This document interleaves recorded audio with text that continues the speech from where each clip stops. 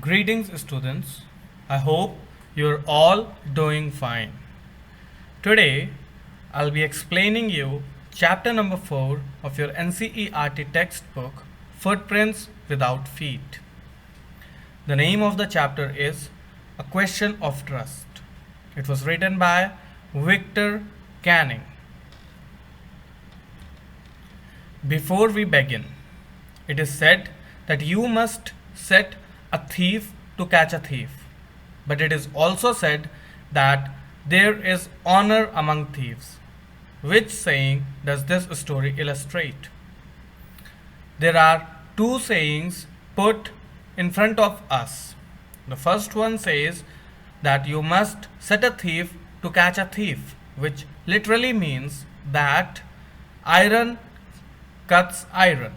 The other saying is that there is honor among thieves, which means that the community of thieves considers themselves as a family and they do not cheat upon each others. They have this faithfulness amongst them. They are united. We will now read the chapter and find out which of these two sayings stands true in reference to this chapter. So now we will begin the explanation of this chapter. On the side there is a glossary for your better understanding of the hard words. Everyone thought that Horace Danby was a good, honest citizen. He was about 50 years old and unmarried, and he lived with a housekeeper who worried over his health. In fact, he was usually very well and happy except for attacks of hay fever in summer. He made locks and was successful enough at his business to have two helpers. Yes, Horace Danby was good and respectable but not completely honest.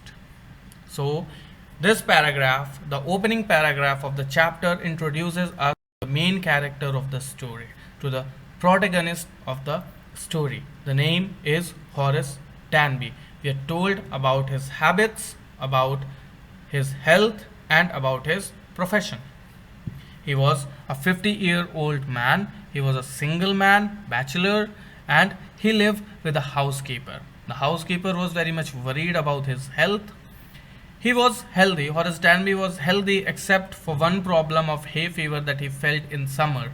Hay fever is the problem of allergy, a disorder affecting the nose caused by allergy. It causes itching in your nose, and it is caused due to allergy to certain smells of flowers and dust. His profession was making locks and it was going good. It was going good enough that he had two helpers. He was good, he was respectable, but he was not completely honest.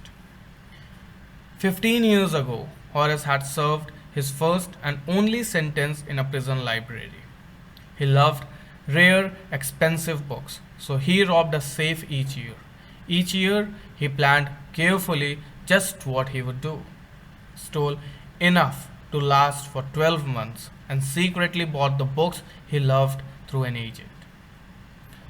The author is taking us back in time, 15 years back, when Horace served his first and only term in a prison library. Sentence is also a synonym for term in a prison. He had this love for rare and expensive books. We all have a fantasy, we all have a hobby. So he had this hobby of collecting rare and expensive books. And to meet that hobby of his, that desire of his, he stole from a safe every year. He planned the robberies very carefully, and he stole enough to last for a year, and he bought the books secretly with the help of an agent. Now, walking in the bright July sunshine, he felt sure that this year's robbery was going to be as successful as all the others. For 2 weeks, he had been studying the house at Shotover Grange, looking at its room, its electric wiring, its paths, and its garden. This afternoon, The two servants who remained in the Grange while the family was in London had gone to the movies. Horace saw them go, and he felt happy in spite of the little tickle of hay fever in his nose. He came out from behind the garden wall, his tools carefully packed in a bag on his back.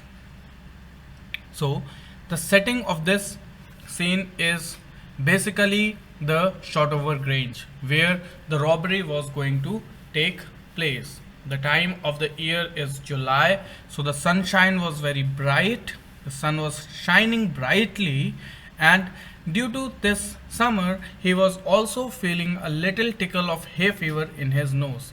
Tickle, the meaning of tickle is itching. So he was feeling that, but instead he was happy.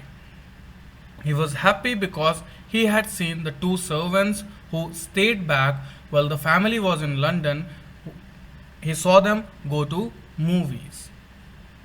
Okay, he had studied the location of his plan, the house he was going to rob, very carefully. He had examined everything, the rooms, the electric wiring, the paths, the garden, you name it. So, he was happy that now he had the perfect opportunity that he was waiting for, and he was very sure that this robbery would be as successful as all the others that he had done before had been. He came out from behind the garden wall, and he was carrying his tools in a backpack on his back. He had seen the housekeeper hang the key to the kitchen door on a hook outside. He put on a pair of gloves, took the key, and opened the door. He was always careful not to leave any fingerprints. A small dog was lying in the kitchen. It stirred, made a noise, and moved its tail in a friendly way.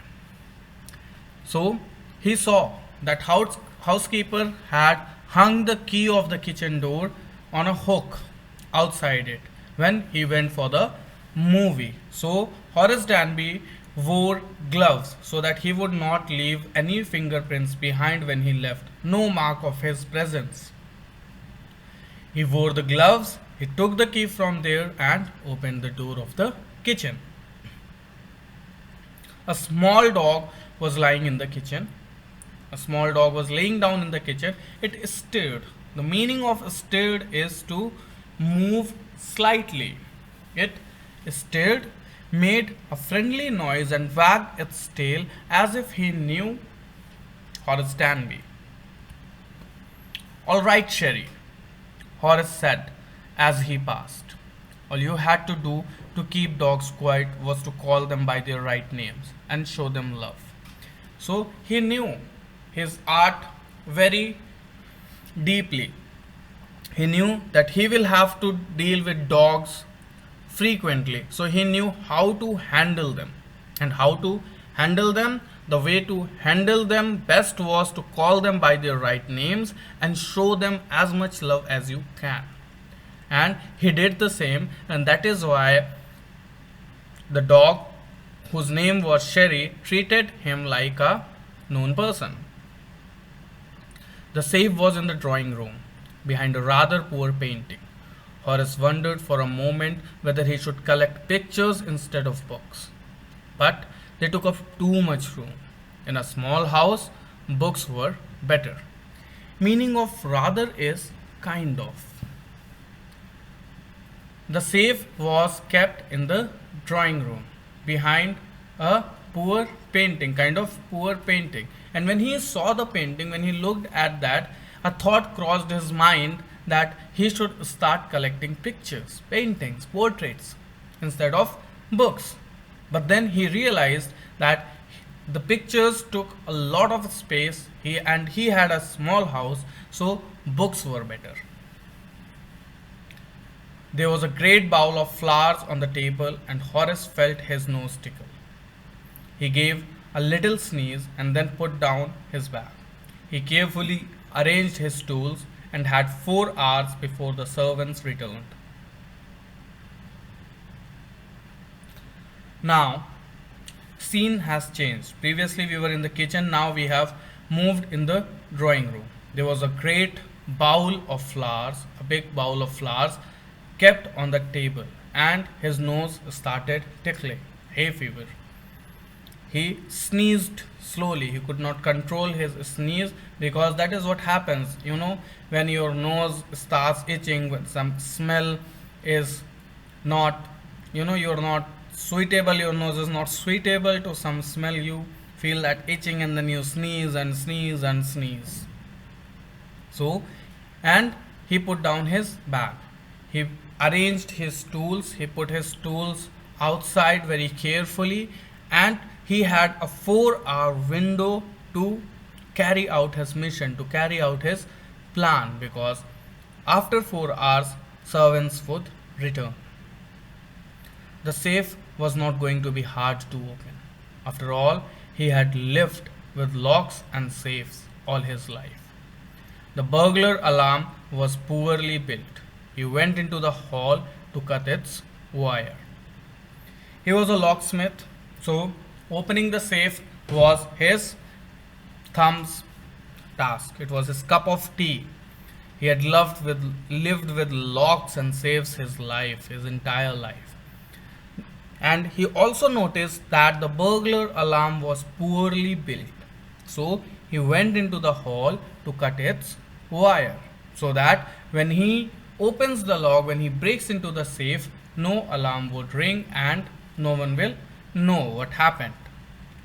He came back and sneezed loudly as the smell of the flowers came to him again. How foolish people are when they own valuable things, Horace thought. A magazine article had described this house, giving a plan of all the rooms and a picture of this room. The writer had even mentioned that the painting hid a safe.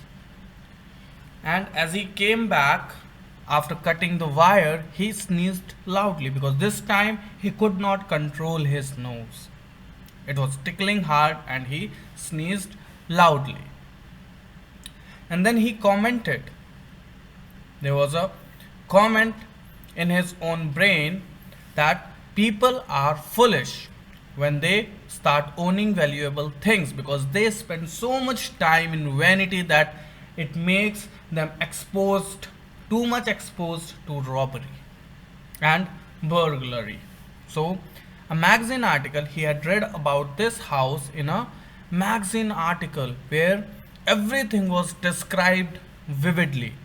There was a plan of all the rooms and a picture of this room. And it even told that the painting hid a safe. Wow, surprising. So, this was an opportunity for him.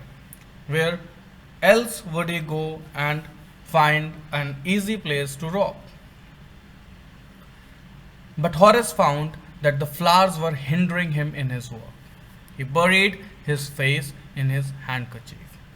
The meaning of hindering is to block or disturb. Now he noticed that the flowers were disturbing his work. So he buried his face in his handkerchief. He put his face in his handkerchief. He brought his handkerchief to his face to cover his nose so that he would not sneeze loudly anymore. See, this is kinesthetic sense.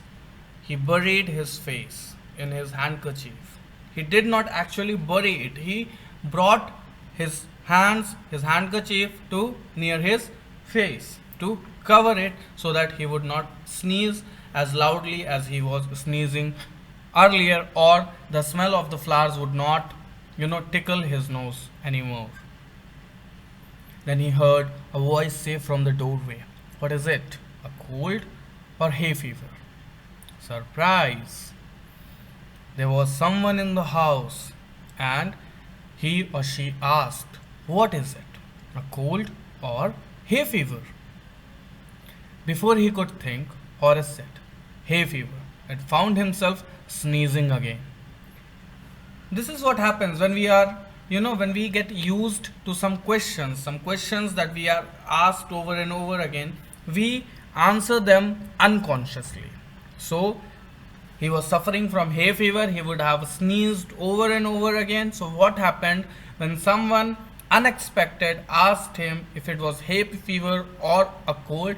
He anonymously answered hay fever, and he sneezed again. The voice went on. You can cure it with a special treatment, if you find out just what plant gives you the disease. I think you'd better see a doctor if you're serious about your work. I heard you from the top of the house just now. The voice went on saying, the person, whoever had come, went on with his words and said that Horace Danby could cure the disease by a special treatment if he found out the plant which he was allergic to, so that he could stay away from that and he would not face problem. And the person also suggested him that if Horace was really serious about his work, he should go and see a doctor, because yes, if you make noises while you are stealing something, the chances of getting caught just increase. It was a quiet, kindly voice, but one with firmness in it. A woman was standing in the doorway and Sherry was rubbing against her. She was young, quite pretty, and was dressed in red. She walked to the fireplace and straightened the ornaments there. The voice was quiet, it was kind, but had firmness in it, had a lot of confidence in it. The woman was standing in the doorway. There was a woman. She was standing in the doorway and Sherry was rubbing against her. She might be the owner of the house, right? She was a young lady who was pretty and was dressed in red color. She walked to the fireplace. She moved on inside, went near the fireplace and straightened the ornaments there. Meaning of straightened is adjusted, to adjust. And she adjusted the ornaments there, the ornaments that she was wearing. Down, Sherry, she said. Anyone would think I'd been away for a month. She smiled at Horace and went on. However, I came back just in time, though I didn't expect to meet a burglar. So, she ordered Sherry to sit down and then she made a comment that everyone would be thinking that she had gone away for a month. And she smiled at Horace and kept on saying that she came back in time, but she wasn't expecting to meet a burglar. Meaning of burglar is a thief. She did not expect to meet a burglar in her house. Horace had some hope because she seemed to be amused at meeting him. He might avoid trouble if he treated her the right way. He replied, I didn't expect to meet one of the family. Amused means being interested, being delighted or entertained by some activity or action. So Horace had some hope. He saw some hope of not being handed over to the police now because he was scared as hell now. Imagine yourself being caught in an act of robbery or stealing. What will happen? He will be scared. So as she seemed interested in his presence, as she was making a conversation with him, a friendly conversation with him, he thought that he might avoid trouble if he talked to her in the right way, in the appropriate way. So he replied with a sense of humor, that he also did not expect to meet anyone from the family. She nodded. I see what an inconvenience it is for you to meet me. What are you going to do? She moved her head and she commented that yes, it was an inconvenience for him to meet her. She disturbed her and she inquired what would he do now. Horace said, "My first thought was to run." Horace exclaimed to her that he was going to run. "Of course, you could do that. But I would telephone the police and tell them all about you. They'd get you at once." She said that yes, you could have run, but I would have telephoned the police and told them about you, and you would be caught. Horace said, "I would, of course, cut the telephone wires first." Then he hesitated, a smile on his face. "I would make sure that you could do nothing for some time. A few hours would be enough." So he showed his presence of mind. He said that yes, of course he would have run, but after cutting the telephone wires and making sure that the lady was not able to do anything for some time, a few hours maybe. She looked at him seriously. "You'd hurt me?" She got furious. She asked her if he was going to hurt her. Horace paused and then said, "I think I was trying to frighten you when I said that." So she was not scared, but she got angry, and she asked him in anger if he is going to hurt him. So in the next statement, Horace said he made it clear that he was trying to scare her. "It didn't frighten me," said the lady. So she made it clear that he was not scaring her. Horace suggested, "It would be nice if you would forget you ever saw me. Let me go." Now that Horace knew that things are not working out in his favor, he requested the lady to forget what she had seen and to allow him to go freely. The voice was suddenly sharp. "Why should I? You were going to rob me. If I let you go, you'll only rob someone else. Society must be protected from men like you." She got more angry and she asked him why should she let him go? He was robbing her. And if she lets him go, there is a lot of truth in this statement, that if she lets him go, he will go and rob someone else. Yes or no?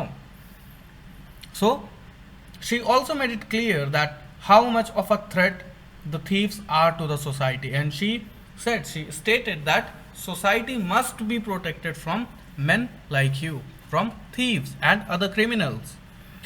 Horace smiled. "I'm not a man who threatens society. I steal only from those who have a lot of money. I steal for a very good reason, and I hate the thought of prison." He tries to justify himself. He tried to tell her that he was not a threat. He was not a regular thief. He did not do it regularly or daily. He did not live out of stealing. He also said that he stole for a very good reason. And he did. He had a very good cause to support or justify his stealing, to buy rare and expensive books. And he said that he only stole from people who had a lot of money. He did not steal from people who needed money. And he said that he does not want to go to prison. She laughed and he begged, thinking that he had persuaded her. "Look, I have no right to ask you for anything, but I am desperate. Let me go, and I promise never to do this kind of thing again. I really mean it." Meaning of persuaded is to convince, and desperate means to be distressed, to be anxious. So she laughed in that moment when she heard him pleading, requesting, begging. She laughed, and he thought that he had convinced her. So he continued his statement and said that he does not have any right to ask her anything, but The fact that he was growing anxious from inside, he was feeling an anxiety, a panic attack inside, he requested her to let him go, and he also promised her that he said that he promises that he would never do any such thing again. I really mean it. And that is what honesty was. That is the honesty that was reflecting from him, because he was not a professional thief. That is why he was scared and he made a promise not to do any such thing again. There was an honesty and innocence inside him, and she also saw it, as we can see from this statement. She was silent, watching him closely. Then she said, "You are really afraid of going to prison, aren't you?" So she made it clear if she made it clear that he was really afraid of going to prison. So she came over to him, shaking her head. "I have always liked the wrong kind of people." Now she was going into the conversation. She said that she likes the wrong kind of people. She picked up a silver box from the table and took a cigarette from it. Horace, eager to please her and seeing that she might help him, took off his gloves and gave her his cigarette lighter. She picked up a silver box from the table and took out a cigarette from it. She was going to smoke. And Horace, who was really very much into pleasing her, wanted to please her and go away, took off his gloves and gave her the cigarette lighter that he had, to make an impression that would lead her to change her thoughts of calling the police and letting him go.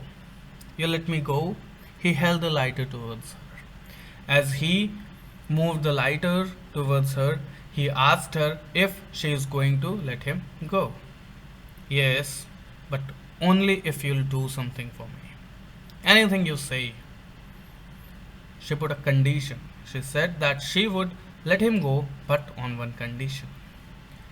"Before we left for London, I promised my husband to take my jewels to our bank, but I left them here in the safe.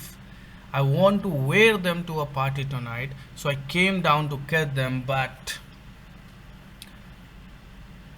She said that before leaving for London, she had promised her husband to take out the jewelry that was kept in the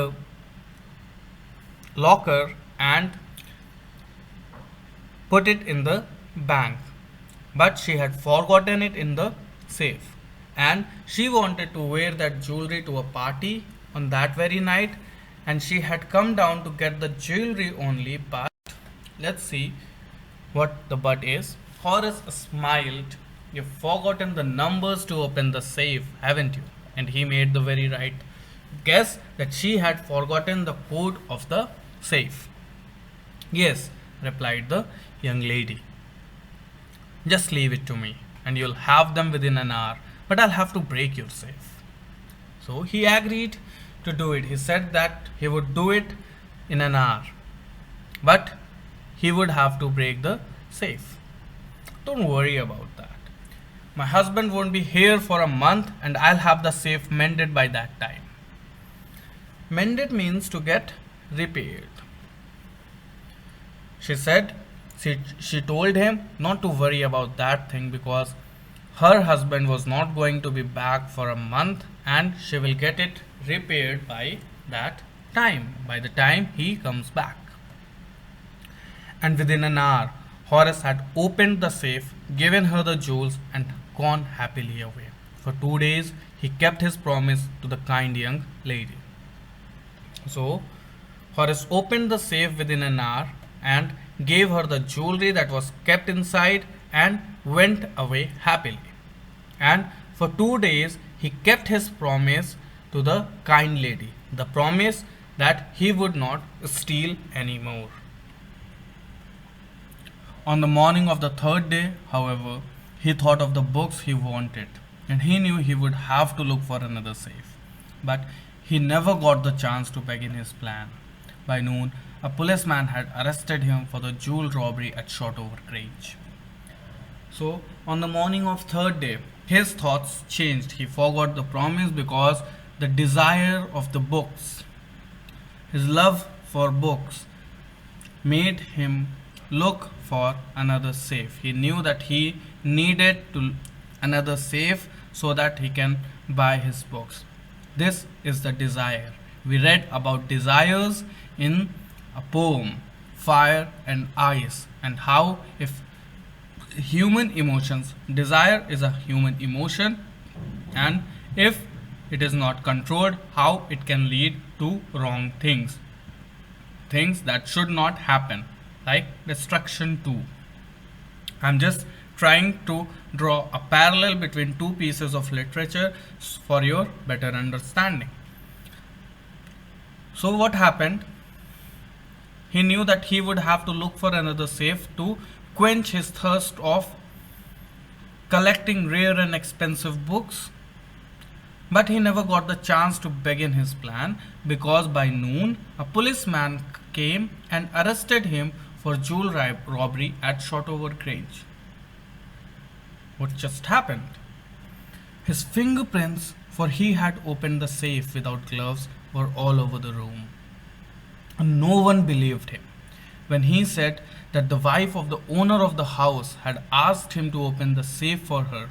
The wife herself, a grey haired, sharp tongued woman of 60, said that the story was nonsense. Hua.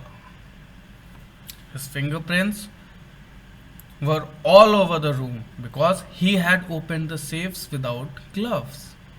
He took out the glove when he was offering the lighter to that lady. And the lady that claimed to be the owner of house was actually not the owner of the house. The owner of the house was a grey-haired, sharp-tongued woman in 60, and she said that the story was nonsense. When he said that the wife of the owner of the house had asked him to open the safe for her. Climax, suspense. We did not expect this. Horace is now the assistant librarian in the prison. He often thinks of the charming, clever young lady who was in the same profession as he was and who had tricked him.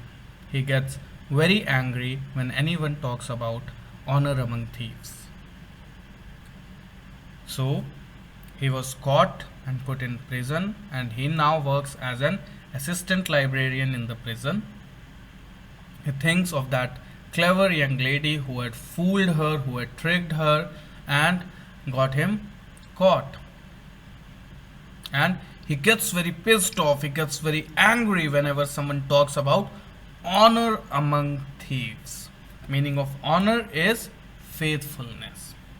So, there were two sayings that we were told of in the beginning of the chapter. One was, one must set a thief to catch a thief. The other one was, there is honor among thieves. And now I would leave it to you to decide which one stands true in reference to this chapter. This was the explanation of the chapter. I hope you would have understood it, and if you have any problems, feel free to contact me. Thanks. This is it.